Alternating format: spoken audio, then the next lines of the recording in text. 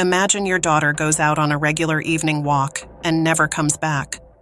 That's the nightmare Yara Gambirasio's family lived through. When her body was discovered months later, it wasn't just their world that shattered. An entire community was shaken to its core. What really happened to Yara, and who is behind this senseless tragedy? Yara Gambirasio was a 13-year-old girl full of life and promise, adored by her family and community in the quiet town of Brembate di Sopra, Italy. She was known for her bright spirit, dedication to rhythmic gymnastics, and the warmth she brought to those around her. On a typical November evening in 2010, Yara's routine home walk from her local sports center turned into a nightmare that would shake her small town and captivate the nation.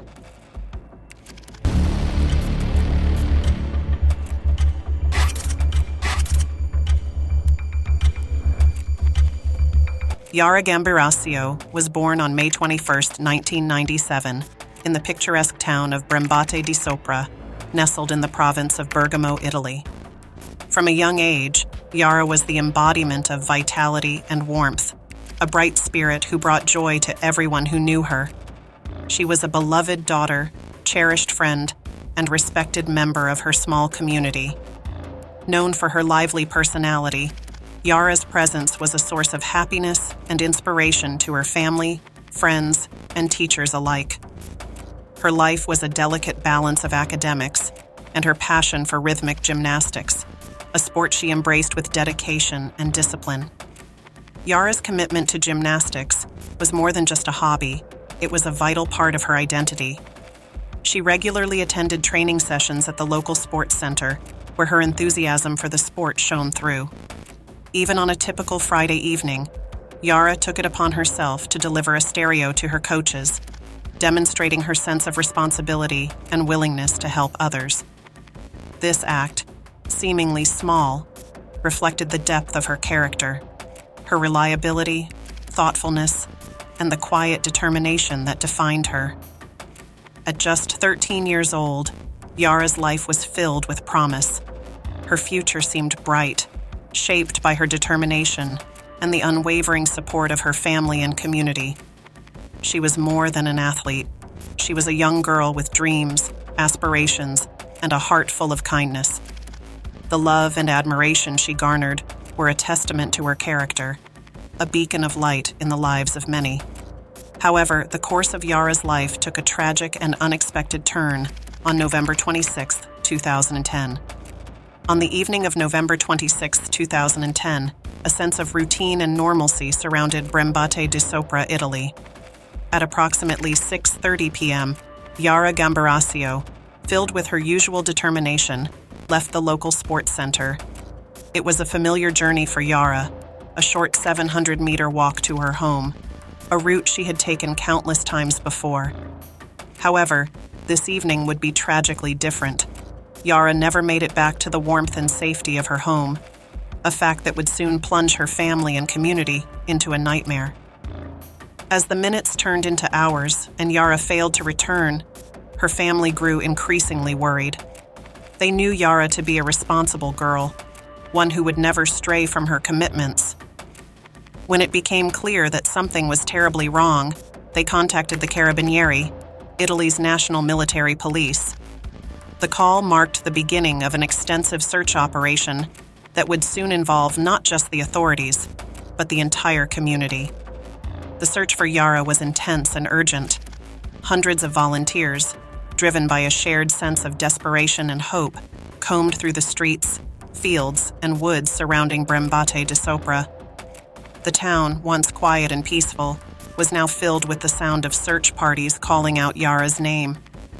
Her disappearance was a shocking blow to the community, shattering the sense of security that had once enveloped the town. Despite the relentless efforts of the search teams, there was no sign of Yara. Days turned into weeks, and the initial hope that Yara would be found safe began to wane. The fear and uncertainty that gripped the community deepened as the mystery of what had happened to Yara remained unsolved. The once vibrant community, united in their love for Yara, now found themselves united in grief and fear. The question on everyone's mind was the same: What had happened to Yara Gambirasio? The lack of answers only deepened the sense of loss, as the days without her presence turned into an unbearable reality. On February 26, 2011, 3 months after Yara Gambirasio's disappearance, a tragic discovery was made that would bring devastating closure to her family and the community. In the small town of Cignolo di Sola, located about 10 kilometers from Brembate di Sopra, a man was out enjoying a seemingly ordinary day, testing his model airplane in an open field. As he maneuvered the plane through the air, it suddenly lost control and plummeted to the ground. When the man went to retrieve his model, he stumbled upon something that would forever change the course of the investigation: Yara's lifeless body. The man immediately contacted the police, reporting the harrowing find. As authorities arrived on the scene, they quickly realized that the description of the clothes matched what Yara had been wearing on the night she disappeared. It was a grim confirmation, one that brought an end to the agonizing uncertainty, but opened the door to a deeper, more painful reality. The once vibrant young girl, whose absence had cast a shadow over her community, had been found, but not as anyone had hoped. Yara's body was in an advanced state of decomposition, yet the evidence of violence was unmistakable. An examination of Yara's remains revealed the horrifying details of her final moments. Her body bore multiple superficial cuts, likely inflicted by a pointed object such as a nail or a knife. These wounds, though not immediately fatal, spoke of the terror and pain Yara must have endured. The most significant injury, however, was a large wound on her head, suggesting that she had been brutally struck before her life was taken. The exact circumstances surrounding her death were unclear, but the signs of violence painted a chilling picture of the suffering she had endured. The discovery of Yara's body sent shockwaves through Brembate di Sopra and the surrounding areas. The hopes that had sustained her family and friends for so long were now replaced with grief, anger, and a desperate need for justice. The community, once united in their search for Yara, now came together to mourn the loss of a girl whose life was cruelly cut short. The tragedy of Yara Gambirasio was no longer just a story of a missing child. It had become a haunting tale of a brutal crime that demanded answers. As investigators began to piece together the evidence, the focus shifted to uncovering the identity of Yara's killer. The superficial cuts, the head wound, and the location of her body were all critical clues that would play a role in the ongoing investigation. The challenge now was to bring the person responsible for this heinous act to justice. However, the discovery of Yara Gambirasio's body was only the beginning of a tragic and complex investigation that would reveal the heartbreaking circumstances of her death. Upon closer examination, forensic experts determined that, while Yara had suffered multiple wounds, none of them were immediately fatal. The superficial cuts, though painful and distressing, were not deep enough to cause death on their own. However, these injuries, combined with the harsh winter conditions, sealed her fate. Yara was left alone, wounded and bleeding, in the freezing cold, without any food or water. It was this prolonged exposure to the elements, coupled with her injuries, that ultimately led to her death. As investigators continued to piece together what had happened, they found no clear signs of sexual assault, a fact that complicated the case further. However, DNA traces were discovered on the upper part of Yara's leggings and her intimate clothing, raising more questions about the nature of the crime. The presence of these traces suggested that she had come into contact with her assailant, but the exact circumstances remained unclear. The forensic findings were a crucial but puzzling piece of evidence, pointing to a crime that was both brutal and perplexing. By August 2011, the final autopsy report had yet to be released, leaving many aspects of the case shrouded in uncertainty. The exact cause of Yara's death had not been definitively determined, but leaked details from the investigation provided some insight. It was suggested that Yara's death resulted from a combination of factors: a blow to the head, which could have been caused by a fall onto a hard surface, or being struck with a stone, at least 6 superficial cut wounds, and the onset of hypothermia. This lethal combination of injuries and environmental factors led to a slow and agonizing death. The investigation was meticulous, but the lack of definitive answers only deepened the mystery surrounding Yara's final hours. The case of Yara Gambirasio was made even more distressing by the apparent absence of sexual violence, a detail that defied many initial assumptions. While the DNA evidence indicated some form of contact with her attacker, it did not point to a sexual motive, which left investigators and the public grappling with the question of why such a senseless act had occurred. The randomness and brutality of the crime sent ripples of fear through the community, as the realization set in that Yara's death was not only tragic, but also deeply enigmatic. On May 28, 2011, a solemn funeral was held for Yara Gambirasio, led by Bishop Francesco Besci of Bergamo. The event drew hundreds of mourners, united in grief and a shared determination to seek justice for the young girl whose life was tragically cut short. In the early stages of the investigation, the first suspect arrested was Mohammed Fikri, a young Moroccan man. His arrest stemmed from a mistranslated comment, where his plea to "Allah make her answer the phone" was mistakenly interpreted as a confession. After further review, Fikri was declared innocent, highlighting the complex and challenging nature of the investigation. As the search for Yara's killer progressed, forensic experts focused on DNA evidence found on her clothing, sparking one of Italy's most extensive DNA investigations. Over 22,000 profiles were analyzed in the hunt for Ignoto 1, the nickname given to the suspect. The breakthrough came with a partial DNA match to a young man named Damiano Garinoni, leading investigators to trace his family tree and eventually identify Massimo Giuseppe Bossetti, a local bricklayer. Bossetti's arrest on June 16, 2014, was a turning point, as his DNA matched Ignoto 1, linking him directly to the crime.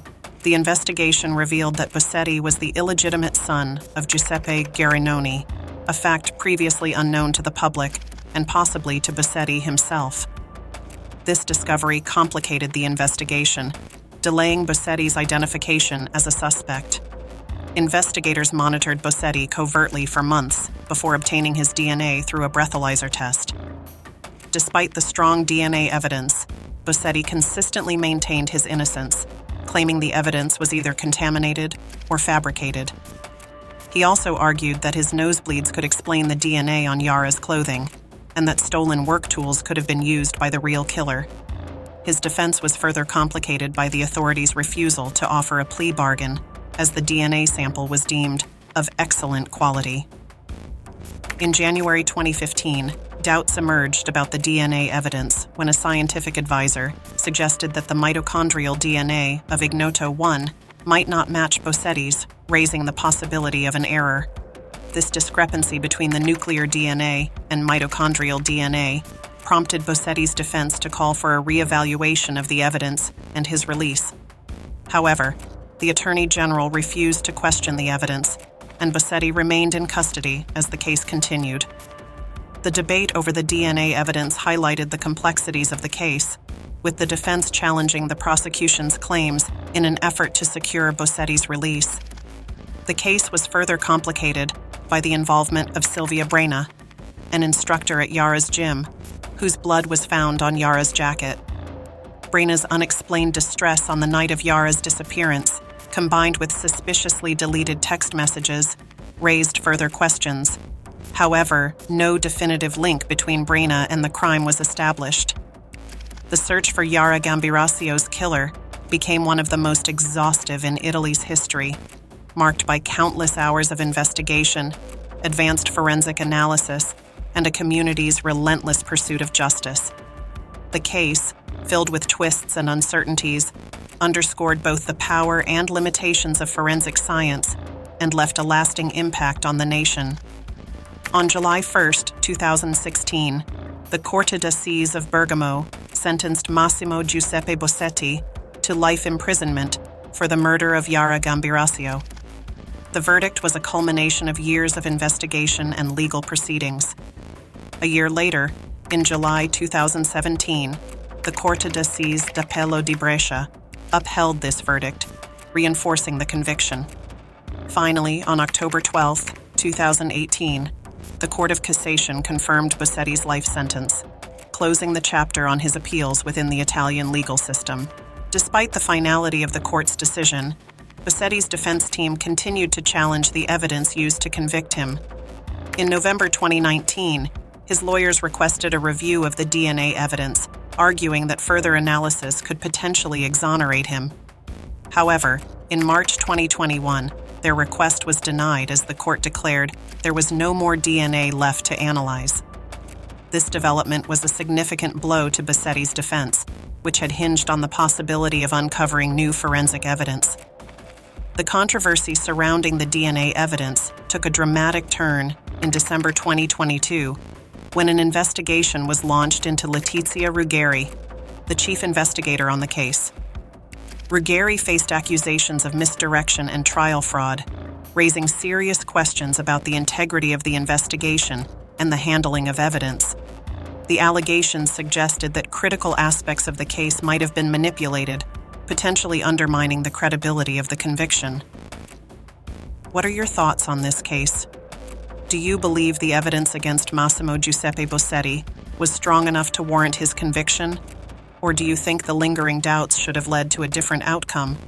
How do you feel about the controversies that arose during the investigation? Thank you for watching. If you found this story compelling, please consider subscribing for more intriguing cases. You can reach out to me at crimesabroad@outlook.com with any new leads or thoughts. Stay vigilant, take care of each other, and I can't wait to delve into another compelling story with you. Until then, goodbye.